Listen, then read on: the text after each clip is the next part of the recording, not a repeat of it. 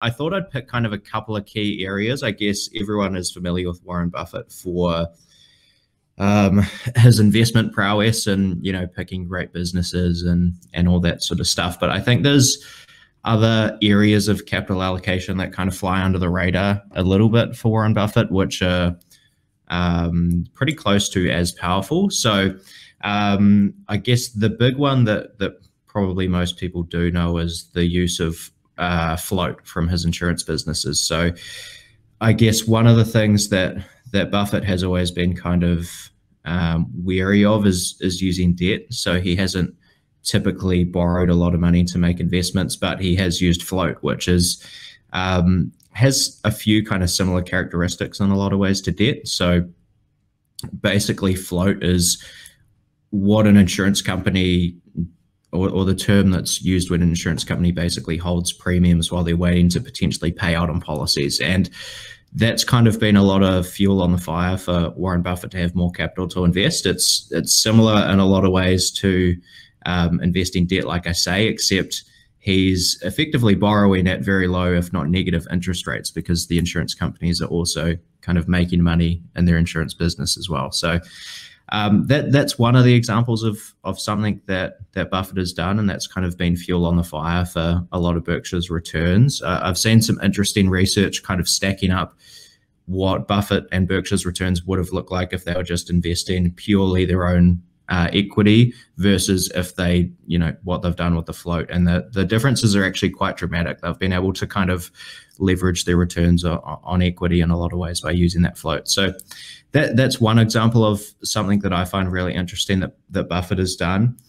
The other thing that I think, again, flies under the radar a bit, but is maybe coming back to the fore now, is basically Buffett's use of his own shares. So we saw in the past 12 months that Berkshire Hathaway has bought back about $25 billion worth of their own stock, because presumably Buffett sees that as being very undervalued. And that's a pretty big acquisition, even by Berkshire's standards, if you think about it kind of in that context. So I think the Apple investment was in the low $30 billion range.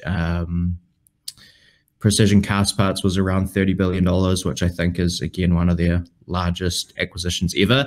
And here you have them buying back up to $25 billion of stock. And it gets talked about a little bit, but nowhere near as much as the exciting, investments in public companies. So he's used the shares a couple of times. So he's had the buybacks. And then you also have this example of, in the late 90s, he actually used his shares as a currency to buy a business. So in the late 90s, you could make an argument that Berkshire's stock was actually quite overvalued. It was trading at approaching 3 times book value, which, if you look at Berkshire's stock now, it's more like 1.3 times book, maybe slightly above that now. And that's kind of the threshold under which Buffett will buy back stock. And he actually used his shares basically as a currency to buy businesses when they were really overvalued. So again, that's just something that Buffett has, the capital allocation decisions Buffett has made that I think probably don't get all the respect they deserve. So that's a few from me.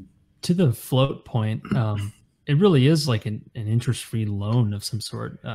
It's a way to leverage returns without really bringing on true debt. I mean, it is a debt because they have to have that money ready, of course. Yeah. But it's I think about his recent Japanese debt deal where he got 0% bonds or near 0%, which is just insane. And that's kind of the same thing he's been able to do with the float, really.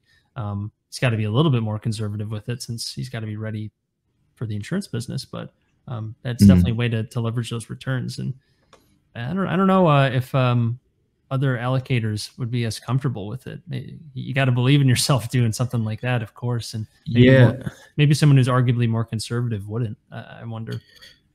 Yeah, well, Berkshire's an interesting example because a lot of insurance companies can't invest their float in the way that Berkshire does. So we have this example of Monish Pabrai a couple of years ago actually went out and set up a brand new vehicle and raised some money in order to buy an insurance company with the idea of basically cloning what Warren Buffett has done. And after he actually bought the insurance business, he basically came to the conclusion that it was a massive mistake, because there's all these rules around what you can invest in. You know, you can't just buy 3 stocks with all your insurance float like a Monash provider might like to. But since Berkshire's such, you know, a fortress, and they have mountains of cash flow coming in all the time from other businesses, they're actually able to invest in things other than, you know, 10-year government bonds, like a lot of insurance companies are kind of restricted to. So exactly.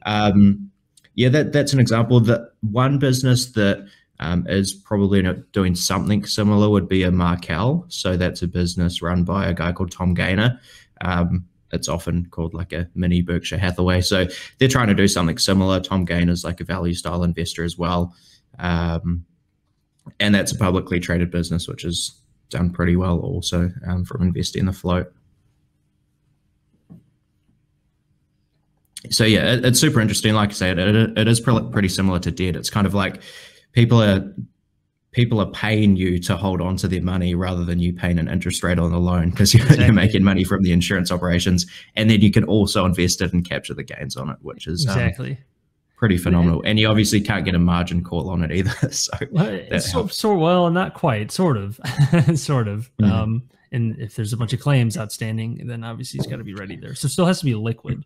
But yeah, it's different than like if the stocks go under or for some reason, and you invest too aggressively and gets burned. Like he does have some time to make it up potentially, but that time is a lot more random because you don't know when a claim's going to come up. Yeah.